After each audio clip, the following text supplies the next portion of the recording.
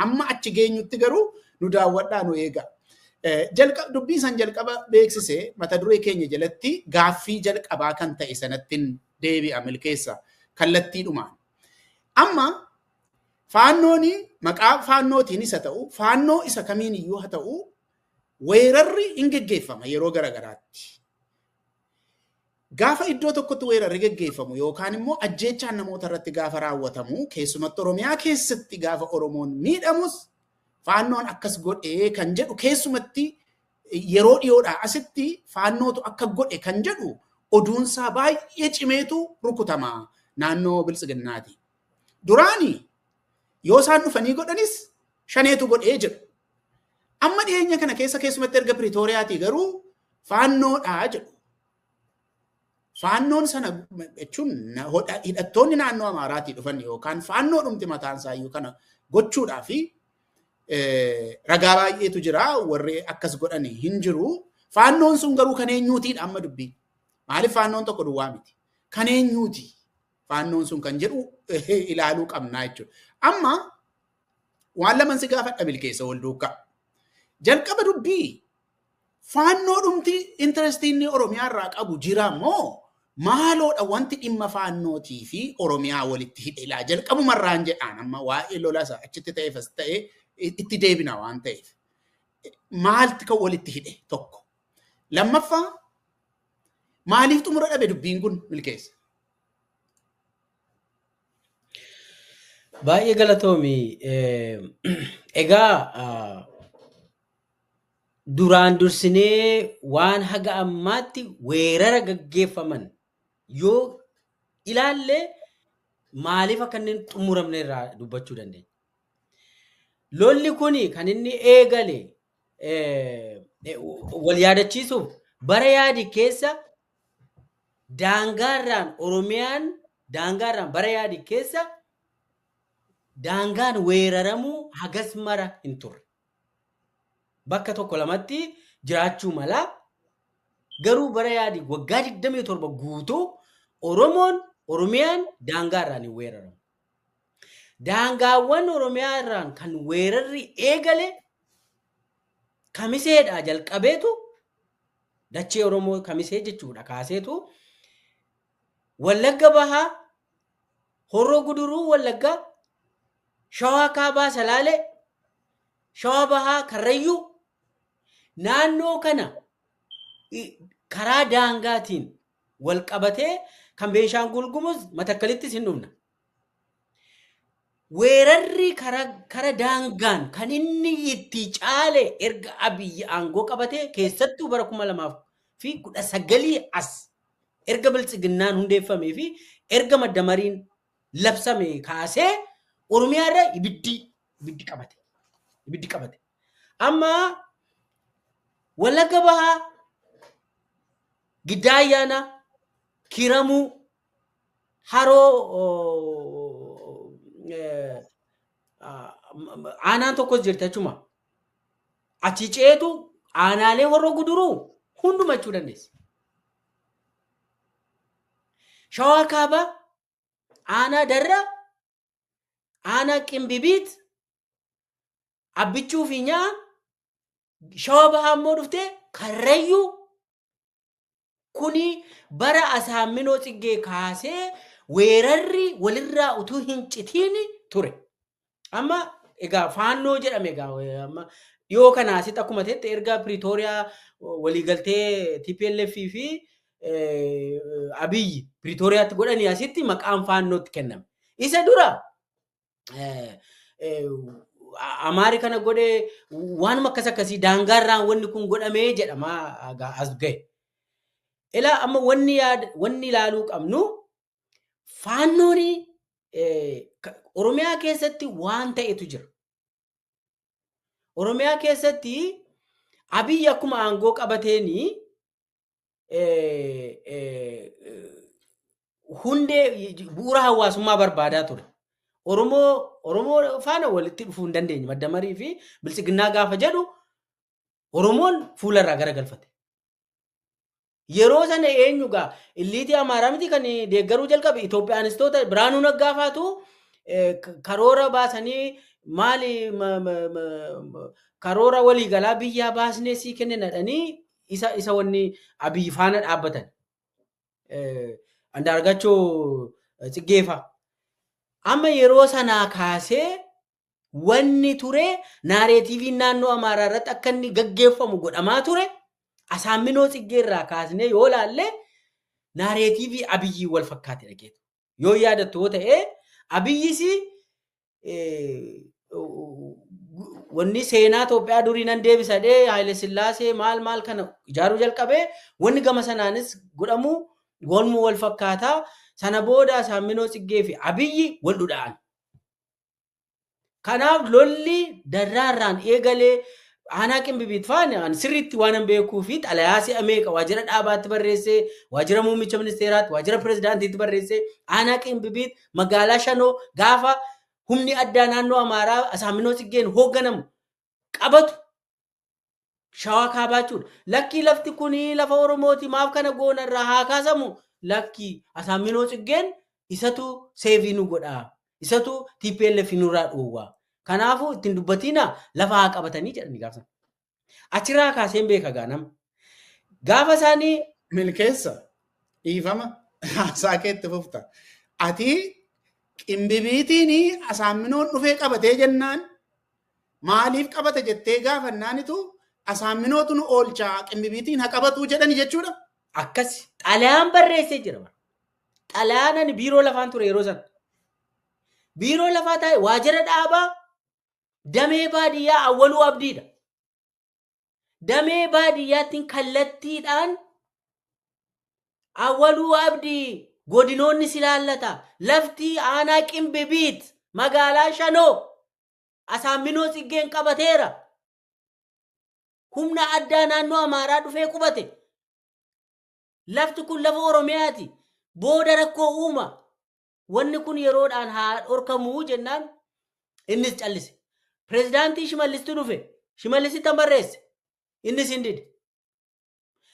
Riippaabilikaan gaardii Biraanuu Baqqalee waajjira muummicha ministeeraa jalatti Riippaabilikaan gaardiitti barreeffame. Hin didan. Nam tokko abbaa kana ijoollee federaal poolisiitti dubbannaanii maali shaalaqaadhuma tokko ergitanii nama kana achirraa gara Dabre Biraanitti haa deebi'u maal jennaan deebiin naa kenname. Hundarraa maanni Asaaminoo Tsiggeetu TPLF nurraa dhorkaa gabdedhii taa'inaan jedhan. Kana xalayaadhaan hin gaafadhe hin gaafsan. Lafti sun har'a Asaaminoo Tsiggeen kan qabate Asaaminoo Tsiggee du'eera. Humni addaa naannoo Amaaraa kan qabate hamma har'aatti lafa naannoo Amaaraa ta'ee jira. Kana kan godhe Abiyyidha. Lafa Oromoo aanaa Qimbibiit keessa aanaa Qimbibiit jechuun bar laga Xaafoo irraa baatee gara Dabre Biraan yoo geessu aanaa Qimbibiit dhaqxa bar. Laga Xaafoo bira jechuudha. Finfinnee bira jechuudha bar. Isatudha Asaaminootu Abiyyitti dhiyaate Oromoon immoo abbaan lafa Oromoo kan qabu Oromoon Salaalee Oromoon Oromiyaa guutuu jiru Abiyyiif diina ta'eetu Abiyyiin ittisuu hin danda'u waan ta'eef Asaaminoon lafa sana fudhatee nu ittisaa jedhaniga. Akkasitti lafti sun qabame hamma har'aa uummanni Oromoo magaalaa Shanoo har'a dhiyoo kana agaarraatti miidiyaan dhaqee dhuma gabaasaa jira. Lafa guddaan kennameefiitu achitti lafa hiratanii mandara ijaaranii amma lafa investimentii naannoo sanaa naannoo Amaaraa kenna. Bulchiinsa Abiy Ahmed jalatti jechuudha. Iddoo kanatti kan xiyyeeffadhee fi waanan xalayaadhaan illee barreessee gaafadheefidha kan inni irratti godhe. Kana gaafachaa kan dubbadhe. Dabarree gaa yoo dhaqnee Horroo Guduruu Wallaggaa 2019 kaasee achi keessatti kan ijaaranis jira ittan dhufa. Faannoo Oromiyaa kan jedhamu han Abiy ijaare ittan dhufa. Daangaa irraas gama keessaanis mootummaan naannoo Amaaraa faannoo ijaaree kan inni mootummaan naannoo Amaaraa Abiy hoogganu. Abiy kan inni hoogganu naannoo Amaaraa irraa achi asee erge Horroo Guduruu Wallaggaa magaalaa Aliiboo gubuudhaan Guutummaa guutuutti magaalaa gubuudhaan jaardagaa jaarte itti deddeebi'uun barbadeessanii eessa haga Kombolchaatti aanaalee Horroo Guduruu keessa jirtu hunda keessatti Oromiyaa keessatti irratti ijaaruudhaan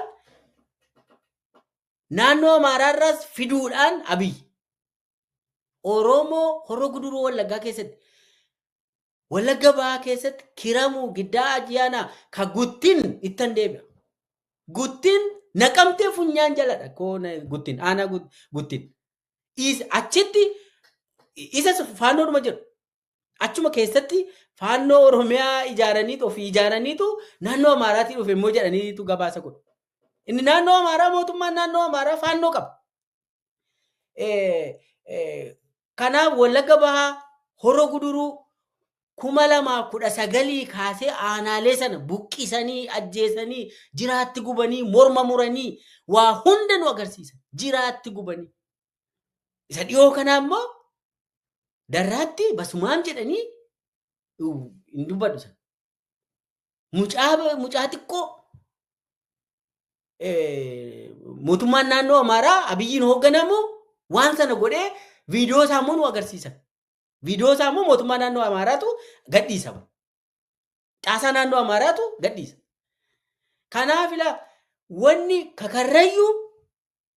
Karrayyuu balleessaa Karrayyuu ani hin beeku. Jalqabumaa kaasanii gaafa dhufan Karrayyuu fixuudhaan jalqaban. Lafa gurguddaa irraa fudhachuudhaan jalqaban. Booda isaa immoo ciruma isaa abbaa gadaa hundarraa fixanii haga dhufee awuraa godaanaa lafa jedhamu haayiwayii baha Oromiyaa fi seentiraal giddugala Oromiyaa wal qabsiisa qabate Asaaminoon dhufe. Achi booda humni addaa Amaaraa qabate. Poolisiin Oromiyaa waan beekumsi kaasaa ittaan. Poolisiin Oromiyaa muummicha ministeeraa maal jedhee gaafata beektaa? Poolisiin Oromiyaa giddugala Oromiyaa irraa baha Oromiyaa dhaquuf eeyyama naannoo Amaaraa gaafataa jirra. Wanni kun bara Yaadig bara TPLF hin dhufne darbuu hin dandeenya moo hin dandeenyu moo walitti Adaamaa ba'anii mi'eessoo dhaquu hin danda'ani poolisiin Oromiyaa yeroo sana. Eeyyama naannoo Amaaraa gaafachuu jalqaban. Oromiyaa bakkuma lamatti qooduudha. Kun yoom ta'ee 2019 2020 keessa poolisiin naannoo Oromiyaa giddugala Oromiyaa bahanii Harargee dhaquu hin danda'an. Eeyyama naannoo Amaaraa irraa eeyyamsiifatanii darbu ture. Kana Abiyyi achi taa'eetu waan kana hunda godhee humni addaa naannoo Oromiyaa yeroo sana ijoollee ciccimtuutu hooggana ture gara jalqabarra. Utuu dhufanii Araarsaa Mardaasaan fa'aa poolisii Oromiyaa hin battaniin dura ijoolleen poolisii Oromiyaa gaarii turan. Ijoolluma qeerroo turte. Yeroo sana Abiyyi maal godhee humni addaa naannoo Amaaraa humni addaa naannoo Oromiyaa akka diinaatti wal ilaalee lafa immoo kan qabachiise Abiyyi gara naannoo Amaaraa goreetu lafa qabachiise. Makalaakaa yoo dhaqee eenyurra gora beektaa? Naannoo Amaaraarra goreetu ijoollee Oromiyaa kana cagade. Karrayyuu akkasittiin fixanii macarrashaa dhuma isaa immoo dhufaniitu abbootii gadaarraa mul'atti godhanii fixanii amma Karrayyuu beelaan waa hundaan isa yeroo biraatti deebi'uu dandeenya. Maal jechuudhaa fi daangaa sarara daangaa Wallagga Bahaatii kaasee hamma dhufee Awaasha Arbaa gahutti hamma Karrayyuu gahutti Kiramuudhaa kaasee hamma Karrayyuutti jechuu dandeenya. Daangaarraan itti bobbaaseetu Abiyyi Asaaminoo irraa kaaseetu wanni kun ta'aa ture. Yeroo sana beeta mangistiyan qabatee taa'u Abiyyumaa. Amma faannoo isa naannoo Amaaraa keessatti isa dhufee jalqabe sanadha. Yeroo jalqabaatiif maquma naannoo Amaaraarraa dhufaa maqaan yeroo sana badaa faannoon jedhanii garuu humni Amaaraarraa dhufee hin yaadatte yoo ta'e Matakkalii yeroo isaan rukutan sana. Matakkaliin uummata baay'ee jenosaayidii gaggeesse dhaqee Asaaminoo Kamiseetti Abiyyi masaraa qabachuuf Kamiseen dhiiguun guyyuma tokko. Erga gaafa Abiyyi masaraa qabate Oromoo Walloo maal keessa akka jiru hunda keenyatu beeka. Kanaaf amma maal siin jechuu fi isa gara keessaatti ittan deebi'a. Isa Abiyyi Oromiyaa keessatti faannoo ijaaree faannoo Oromiyaa kan jedhamu jira. Isa ittan deebi'a. Garuu kadaangaarraan gamasii fidee Abiyyi naannoo Amaaraarraa ispoonsar godhee kan inni rukuchiisuu jalqabee 2019 kaaseetu. Garuu kan inni itti caale immoo Piriitooriyaa 2022 booda itti caale. Diraamaa baay'een Oromiyaa keessatti hojjetamuudhaan erga Abiyyii fi TPLF araara buusanii booda Abiyyi waan kaabatti goone sana Oromiyaattis irra deebi'uu qabna. Injifannoo kaabatti godhanne sana hin injifatanii isaa isa yeroo biraa haasofna kaabatti. Isas Oromiyaa irratti waboo irratti mirkaneessuu qabna jedhanii kan isaanii deemanii sana booda gaa wanni Oromiyaa keessatti ta'e wanni baay'ee bal'aadha. Seentiraal Oromiyaadhaa kaasee haga daangaa waa'een amma dubbiin daangaa qofa miti. Oromiyaa giddu gala iddoo hedduutti wanni ta'uudha deemu irraa dubbannaa. Walumaa galatti Abiyyi intirestii qabu sana intirestii nugusa ta'uu qabu sana duruma ka isa fakkaatu gamanaan kaa'ee gamasiin kaa'ee Oromiyaa irratti duulsisuu kan inni jalqabe guyyaa gaafa jalqabaati. Gaafa dhufee masaraa qabatu kaasee Abiyyi waraana guddaa Oromiyaa irratti banee waraana gurguddaa daangaarraan jalqabsiise. Ergasiitii gara walakkaattis itti fufee kaan ittan deebi'e asitti deebisee tanan. Galatoome Milkeessa. Daawwattoota keenya gaaffii Milkeessaa gaafadhee yaadachiisuudhumaa fi maaloodhaa dhimmumti faannoof Oromiyaa wal argisiisu tokko. Maaliif immoo xumura dhabee kan jedhudha. Milkeessaanii wanti inni nutti hime wanta qabatamaa irratti kan hundaa'e tokko ofii gaafa hoogganaa biiroo lafaa ture maal akka ilaalaa ture akka keenya alaatuun ta'in keessa bulchiinsi sun akkamittiin akka inni yaadu sammuunsaa maal akka inni barbaadu bulchiinsi Abiyyi kaa'e poolisiinsaa maal akka inni ta'etu nutti himaa jira. Kanadha kan inni nutti hime. Xalayaa barreessee fudhatama akka inni dhabe Asaamminoonii naannoo Amaaraati loltuu fidee lafa Oromiyaa fudhachuun mirga isaatii isatu nu fayyada kan jedhu dhageessaniitu amma gaafanii dubbatu jira keenya. Ilaa amma kan dubbataa jirru seenaa miti laanu qalbeeffadha Oromoon. Seenaa miti kan himaa jirru. Waan darbe himaa jirra miti. Waan hamma har'aatti Oromoon keessa jiruu fi eenyu abbaan dhimmaa kan jedhu deebiisaa deebisuudhaaf bu'uura kaa'aa jirra nu amma. Eenyu abbaan dhimmaa maaliif xumura dhabee? Humni hidhate lamaan wal loluuni waan tokkodha. Waraana bilisummaa Oromootii fi loltuun abbaa fedhee kan Abiyyi lafa kaa'ate raayyaa ittisa biyyaa jedhiini, gaachana sirnaa jedhiini, milishaa jedhiini, humna adda poolisiis jedhiini wal loluuni waan tokkodha. Loladha waan ta'eef. Inni uummata buqqisan kun takka Horroo Guduruutti, takka Wallagga Bahaatti, takka Wallagga Lixaatti, takka Karrayyuutti, takka Shawaa Lixaatti. Uummata rashananii faannoodha jechuun kun maaliif xumura dhabeedha? Isa gaafataa jirra laa. Kana gaafanneetu waanuma namicha kana sirna isaa morminuuf utuu hin ta'in ragaa qabatamaadhaan lafarra maaltu deemaa jira? Maa inni hiiki dubbii kana abbaan isaa immoo eenyu kan Oromoo yeroo hundumaa ajjeesuu barbaadu abbaan isaa eenyudha kan jedhu deebiitti godhuu barbaadaa irra akka nu hubattaniif. Amma waanuma Milkeessaanii dubbatetti waan tokko dabaluudhaa fi qabxii sattaanutti darbuuf akka nuu tolu Milkeessaan amma gaafanni biiroo lafaarra taa'eetanii maaliifitu lafi Oromiyaa fudhatamaa milishaa naannoo Amaaraatiin maaliif Asaamminoo Tsiggee dhufee Qingbibiitiin qabata jedhee inni gaafatu Abiyyi maal akka inni hojjetaa ture ragaa gadi ba'ee maxxanfamee addunyaan dubbisetu jira. Yeroo Milkeessaan kana godhu waan Abiyyi hojjetaa ture waan hundi keenya maxxanfamee addunyaa guutuun afaan Ingiliziitiin waan dubbisametu jira. Yeroo sana Abiyyi koree nageenyaa ijaaraa jira kan ittiin Oromoo rashan. Kana Reuters maxxanse qorannoo irratti hundaa'ee qoratameetu Reuters baasee addunyaatu maxxanse. Milkeessaanii maaliif lafi qabatamaa jira? Inni immoo koree nageenyaa iyyuu ijaaraa jira. Kan maal godhu kan Oromoo rashan, kan battee fa'aa ajjeesu, kan Hacaaluu fa'aa ajjeesu, kan nama Oromoo ta'e ajjeesanii ittiin mataa gadi cabsan ijaaran immoo yeroo sana. Garaagarummaan achitti gargar faca'iinsi dhufee siin jechuu kooti. Fakkeenyuma tokkittiidha kan inni himuu barbaade. Anamma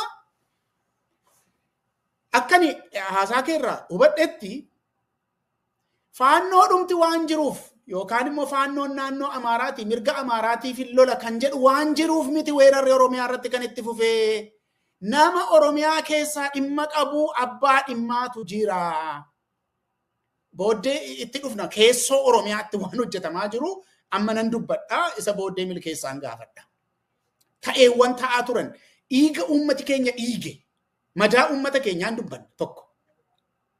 Isa lafa keenya dura. Uummata keenya akkamitti irra deddeebi'ee akka dhiisse Abiyyi. Ilaa qalbeeffadha. Waa'ee lolaa miti kan haasa'aa jirru. Waa'ee lola dirree miti kan haasa'aa jirru. Uummata nagaa itti deddeebi'ee akkamitti akka Abiyyi dhiigse. Akkamitti akka inni buqqise. Akkamitti akka inni boosisee dhiissee madeessee boosisee immoo ka'ee Amaara tokkas na godhe jedhee immoo waan inni godhaa ture amma dubbanna. Dubbiin kun sadarkaa kamitti akka lolamaa jirru yoo beenne malee jara keenya rakkina keenya yoo litti haasa'uu hin dandeenyu. Sadarkaa itti lolamaa jiru dubbannaara. Oromoon sadarkaa maalitti lolamaa jira kan jiru. Waa'ee qawwee duwwaa miti. Waan baay'eetu jira isaa wajjin ta'e. Isa haasa'uudhaaf dhufneera. Maaliif hin joonjee Oromoon? Hin joonjee hayyooti iyyuu nafi nama joonjaaniitu ala kanaa yoo dhaggeeffattan. Maaliif itu nurraan dhoowwu Abiyyi mootummaan maaliif irraan dhoowwu jedhu. Joonjaanii jechuudha. Bilaa joonjee dhalateerraan kan ka'e. Sadarkaatti lolamaa jirru beekuutu nurra jira kan jedhu kanaaf kaasaa jirra jechuudha. Amma seenaa dubbataa jirraa miti isin hin jennee isinitti himneedha. Garuu dudda duubaa deebinee akkamitti Abiyyi irra deddeebiidhaan akka inni itti Oromoo dhiigse. Akka inni itti Oromoo itti deddeebi'ee madeesse. Fakkeenya tokko kaasee isinitti meetanii milkeessaa gaafadha. Eenyu fa'i kan waan kana raawwataa ture kan jedhu. Gariisaa milkeessaan achi taa'ee argaa ture. Gariisaa immoo achi keessaa erga ba'ee akkuma keenya taajjabee ilaalaa ture. Abbaatti goona nama Oromoo ajjeesu. Calluma jennee propagaandaa Abiyyi nuu gadhiisuun deemuu hin dandeenyu jara keenya. Abbaatti goona eenyudha abbaansaa kan Oromoo loluu? Abbaan dhimmaa eenyudha Oromiyaa keessa? Tokko. Lammaffaa immoo humna isaa kan qabu eenyudha Oromoo guyyaadhaa amma guyyaatti loluudhaaf? Caasaa kan qabu eenyudha Oromiyaa keessa? Tika kan qabu Oromiyaa keessaa eenyudha? Bulchiinsa kan akka keessaa qabu eenyudha? Milishaa ayinatii dhibba meeqa kan qabu? Horii dhangalaasee kan qabu Oromiyaa keessaa? Kaadiree kan qabu eenyudha? Humna isaa eenyutu qaba Oromiyaa? Deelii fardii Oromoo ajjeesuudhaaf humna isaa eenyutu qaba dandeettiisa? Isa naannoo Amaaraatiin dhufumoo achi jirudha. Amma nuyi waan lafarratti ta'ee fi waan lafarratti ta'aa jiru kaafneetu abbaatti goona. Isa kana Oromoon akka inni qalbeeffatu barbaadna waan ta'eef. Kanaafi miidhama uummata keenyaarraa fakkeenyumaaf jechuudha. Muraasa si yaadachiifne. Hirraanfachuutu baay'ate si'an. Lubbuun namaas waan gatii dhabaa deemeef hirraanfachuutu baay'ataa jira. Amma yeroo Oromoo protestiidha nama tokkotu lafa akkasiitti nu jalaa madaa'e jennee guyyaa guutuu gabaasaa oollaa miidiyaaleen Oromoo sooshaal miidiyaan hundumtuu nama lamatu nu jalaa madaa'e jennee guyyaa guutuu shaamaa qabsiisaa oollaa wal yaadachiisaa oollaa yaadannoo godhaa oollaa hin hafe kunar abaluu ajjeese iyyuu falmiitu jalqabame.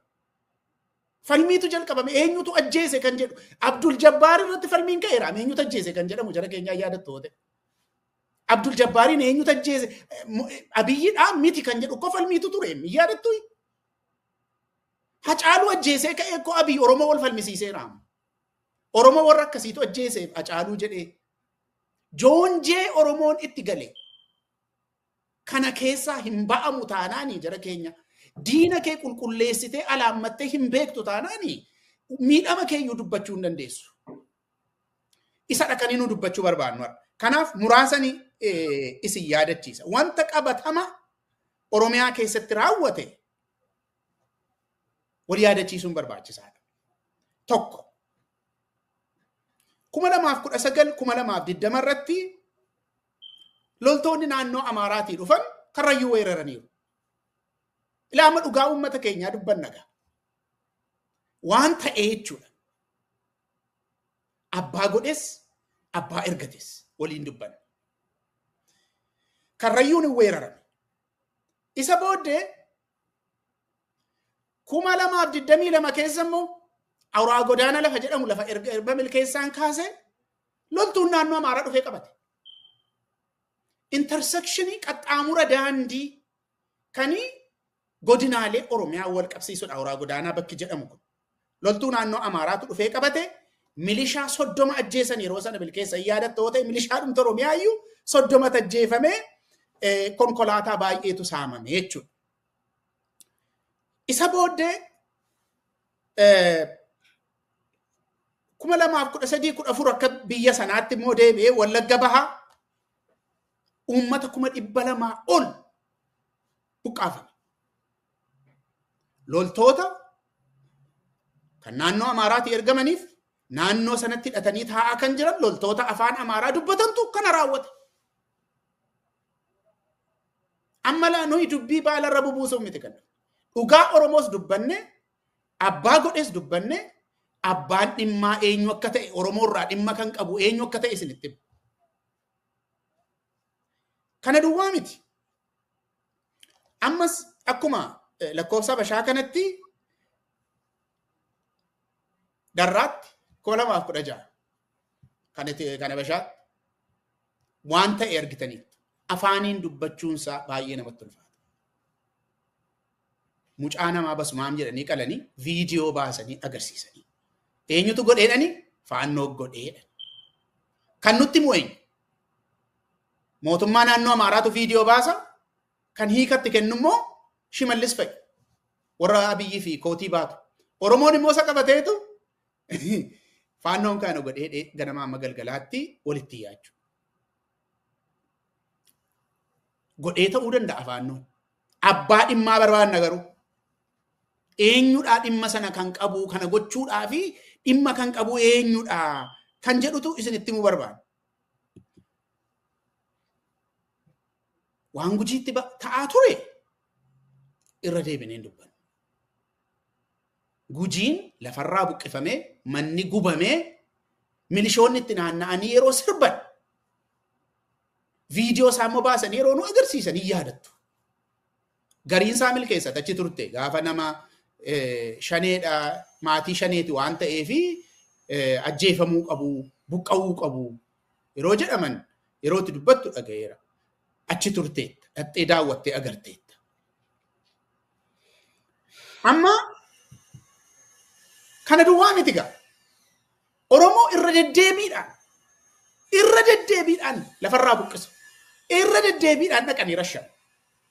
Nama 5 rashananiitu faannoon naannoo Amaaraatii dhufee rashanee kan kana goosise immoo eenyudha jedhu Shimallis dhiyoo kan dhufe maal shaneetu kana godheedha. Haasaa Shimallisin isinitti himu. Amma la dubbii kana qabadha. Irra deddeebiidhaan Oromoo buqqisu, irra deddeebiidhaan rashanuu, hidhaadhaa baasanii ammas ajjeesu, irra deddeebi'anii immoo miidiyaadhaan itti himu. Abaluutu si ajjeese, atillee abaluutu na ajjeese jedhii kan jedhu. Amma dubbii lakkuun isiniif daara ammas Oromiyaa keessatti waan raawwatamu. Oromoodhaa ala kan ta'e saba Amaaraa irratti immoo waan hojjetamu. Isiniifidha.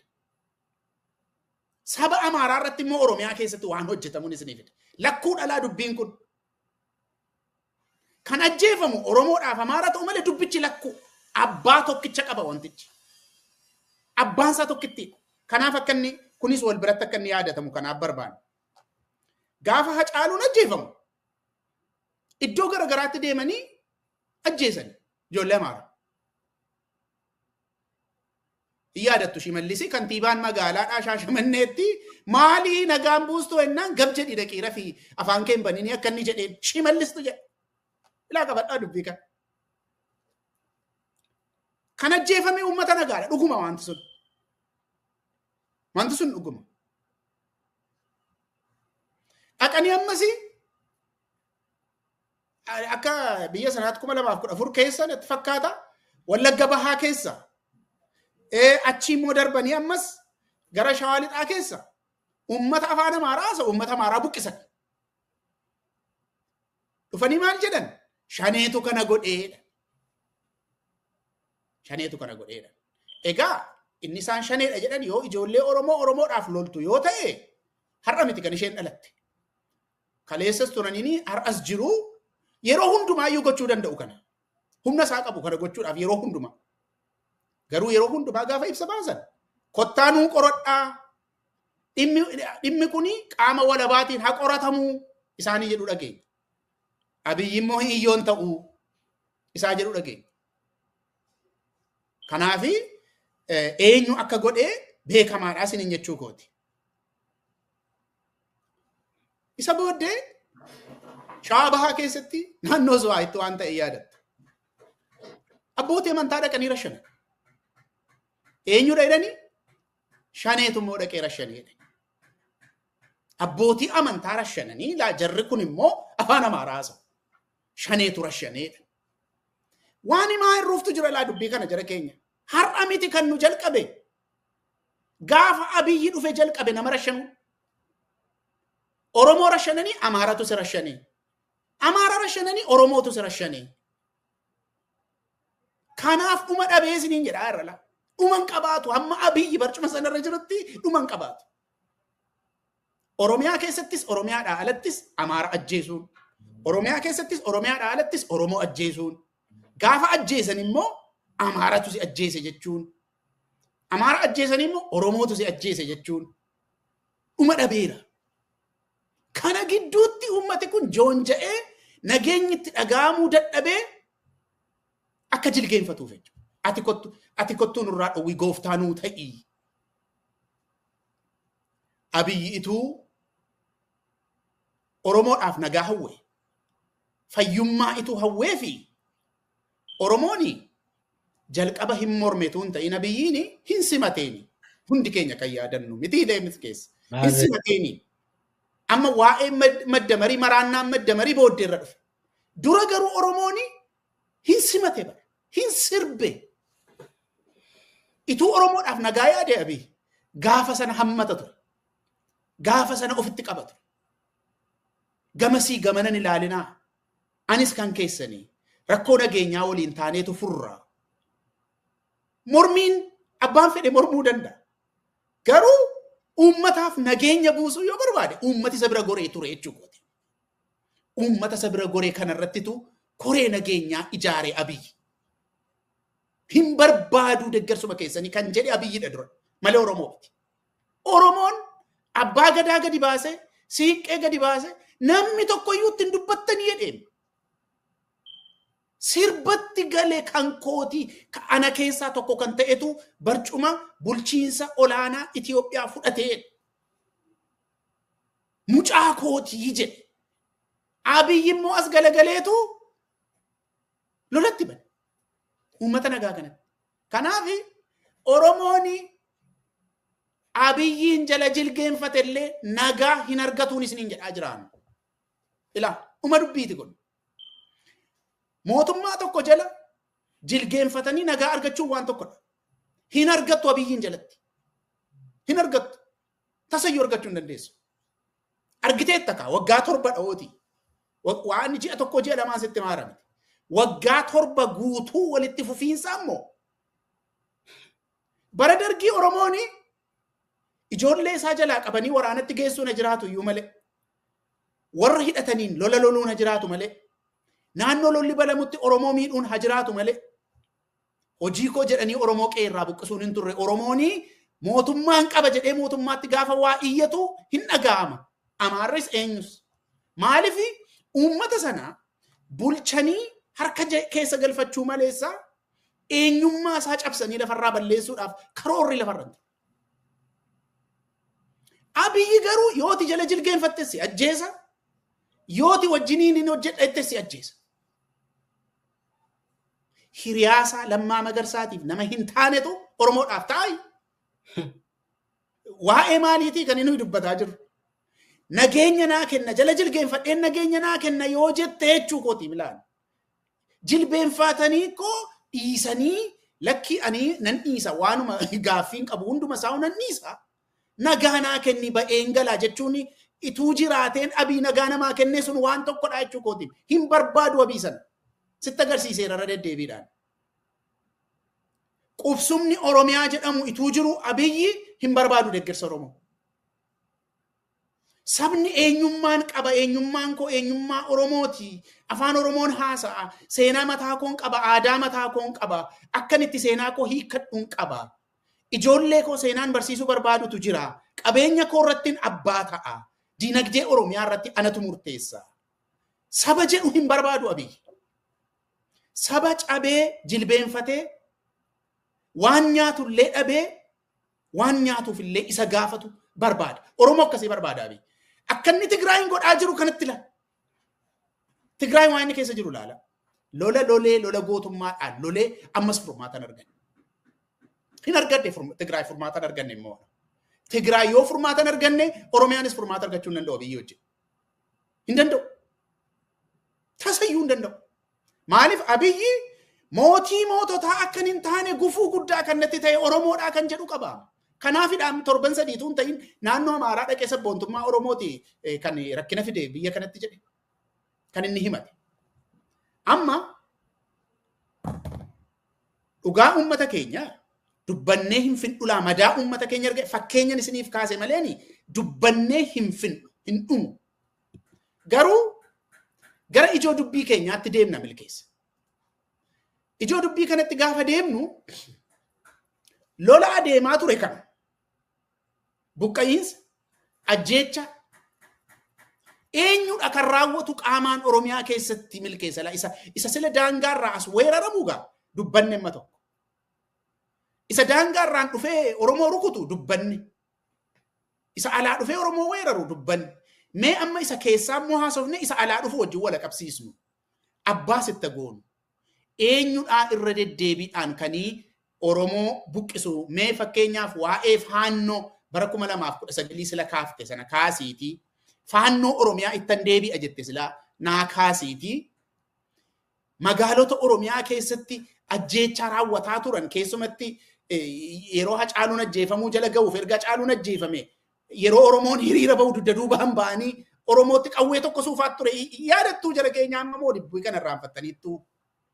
Oromoon magaalaa isaa keessatti Bishooftuutti Adaamaatti hiriira ba'ee namoota hidhatantu ijoollee Oromoo gadi ba'ee qawweedhaan rukutaa ture.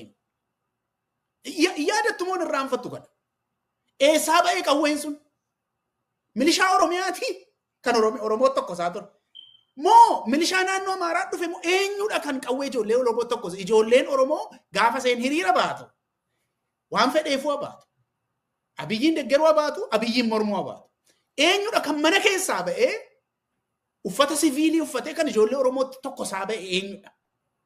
Eessaa dhufe qawween sun? Eenyuun amanateetu namni tokko biyya mootummaan jira jedhamu tokkotti eenyuun amanatee gadi ba'ee qawwee nama tokko see ajjeesee madeessee deebi'ee mana isaatti ol gala? Ijaarsa maaliitu jira? Maal beekta milkeessa waa'ee kanaa? Galatoomi taan. Ilaa gaachanni sirnaa 2022 dha kan inni hundaa'e. Gaachana sirnaa duraa gaachanni sirnaa caffee Oromiyaatu hundeesse 2022. Dhuma waraana isa kaabaa jechuudha. Isa duraa Abiyyi 2019 ijaarsa garaagaraa ijaarsa dhoksaa garaagaraa ijaaruutti gadi taa'e. Sababni maali? Gaafa biltsiginnaan hundeeffamu gaafa maddamariin dhufu Oromoon hin dide. Walitti baquu hin dide Oromoon. Illiitiin Oromoo hunduu hin ta'u kun jedhanii didan. Gaafa kana eenyutu Abiyyiin deeggare? Yaadattoo ta'e illiitii Itoophiyaanistootatu deeggare. Warra Biraanuu Naggaafaa Gimboot Sabaattiif deeggare. Warra Andaargaachoo Tsiggeef deeggare. Jaarmiyaan saba irratti hundaa'e akka badu barbaanna jedhanii warra fiigantu Abiyyiin deeggare Oromoon fuularraa garagalfate 2019. Sababa kanarraa kan ka'e an gaaf sana keessan tureefan beeka. Waanan beeku naasa. 2019 yeroo xiqqoodhaaf bar maddamarii anuu barsiisuu eegalee bar. Dhugaa waanan keessa tureen himaa nama hamii miti wanni naasa. Gaafa Oromoon didu nus keessaa bahuu gaafa jalqabnu maal godha Abiyyi bu'uura hawaasummaa koo Oromoon naa ta'uu hin danda'u. Warra Itoophiyaanistootatu bu'uura hawaasummaa koo naa ta'a. Biraanuu Naggaafaan naa ta'a. Isaan mataan isaanii gara Itoophiyaawwii maaloo jedhanii fiigan sanatu naa ta'a jedhee bu'uura hawaasummaa sana gaafan jijjiirratu falli jiru maal goona dhanii waan shira guddaa jechuudha kan ittiin eegalan. Shira guddaa Biraanuu Naggaanfaa gorsanii inni sittuma amanaa Abiyyis Oromiyaa keessa Amaara jiru hidhachiisnu jedhanii ka'an. Ilaa ittaana kana qabi. Oromiyaa keessa Amaara jiru hidhachiisnu isaantu bu'uura hawaasummaa kooti. Oromoon nan deeggartu isheen baduu qabdii dhagaa. Jedhanii bireenii snaayiparii kilaashii dhiisisa. Lafa hundatti geessanii hidhachiisuu jalqabu. Lakkii ijoollee kun adeemsa keessaa waan hin taane godhaa. Tokko biratti tokko hidhachiistee Oromoon immoo shimalallee manaan qabu. Kun adeemsa keessa waan hin taane ta'a gaafa jedhu Oromoon nan deeggarre maali ishiin jedhan. Maal fayyada namadhaa namni nan deeggarre jechuu jalqabu. Akkaataa kanaan yaadattoote Dammaqee Mokonnin Oromiyaa keessa saba Amaaraa jiru haa hidhachiisnu dhee miidiyaa irratti haaseeka. Ilaalcha Abiyyidha. Imaammata Abiyyidha. Sana booda bakka garaa garaatti akka gandaan Oromiyaa keessatti lafa hundatti Wallagga Bahaa, Horroo Guduruu, Wallagga Lixaa, Shawaa Lixaa, Shawaa Bahaa, Shawaa Kaabaa lafa hundatti Arsii Bahaa, Arsii Lixaa, Arsii bakka hundatti nama isaanii loluu danda'u saba biraa saba afaan biraa dubbatu ijaaruu jalqaban. Ilan shira guddaa balaa guddaa baatee deemu jalqaba gaafa 2019 facaasan. Yeroo sana maal jedhanii tokkoffaa jedhan Oromoon waboo shanee loluu hin dandeessu nu loluu hin feetu Oromoon jedhan. Eewutu nu loladhanii warra nu amma hidhachiifnu kanan nu lolaa jedhan. Ilaali. Shanee jechuun Oromoo dhumachuudha akka isaaniitti. Kanaafi bireenii snaayiparii hidhachiisna jara kanaa jedhan. Hin hidhachiisan. Hamma funyaaniitti hidhachiisan nama kana. Anamma keessan jira gaafa sana kana yeroo isaan kana godhan. Uummanni miskiin uummata anamma uummanni kamiyyuu rakkoo qabadheen haa ta'u meeshaa ta'ee meeshaa kan hidhachiisaa jiru akka inni hawaasni sun ijaaramee meeshaa Abiy meeshaa biltsiginnaa akka ta'u gochuudhaaf bu'uura hawaasummaa kootu jaradheetu Abiyyi itti fayyadamuudhaaf kana. Balaan inni fidu immoo balaa isa hin jirredha kan inni fidu. Akkaataa kanaan ijaarsi faannoo Oromiyaa kan jedhamu dhufe. Oromiyaa keessatti handhuura Oromiyaa keessatti faannoo Oromiyaa ijaaran jedhanii dhaan Oromiyaa tala kan kun naannoo Amaaraa tasuma waliin qabatu. Kun kan mataa isaa danda'e faannoo Oromiyaa Abiyyi hoogganu Abiyyi ijaare Abiyyi hidhachiise kaayyoroo sanaa immoo wal jenna wabootti waraanadhaan dhumni isaa immoo Oromootutti waraana. Sabaaf sabatu wal waraanatti. Dhiigni dhangala'u barcuma Abiyyiif ta'a sana booda. Jalqaba achirraa ka'e dubbiin kun. Amma namni waa'ee daannoo guttin maaloo daayyaanaa kiramuu horroo guduruu guutummaa guutuutti kaampii leenjii bananiitu. Horroo guduruu keessa ijoolleen jirtan dubbadhaa. Kaampii waraanaa Abiyyi baneef meeqa jira? Lafti jiru kaampii waraanaatti